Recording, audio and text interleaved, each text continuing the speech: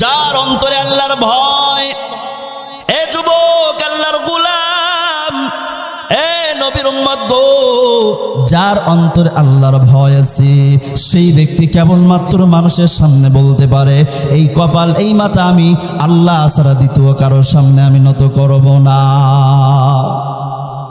ইয়ামান দেশ থেকে বোঝানোর জন্য বলছি, ইয়ামান দেশ থেকে শাহজালাল রহমাতুল্লাহি আলাইহি যখন 360 তার কম কিংবা বেশি ওলি আউলিয়াদেরকে নিয়ে বাংলাদেশের জমিনে, সিলেটের জমিনে আসলেন, গৌর গোবিন্দ বলেন, ও মৌলভী সাহেব যাও, চলে যাও, ভেগে যাও, ভেগে যাও, ভেগে যাও।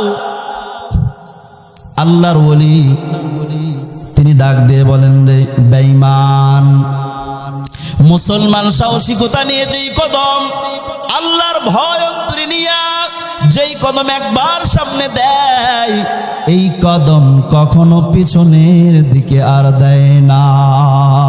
সুবহানাল্লাহ।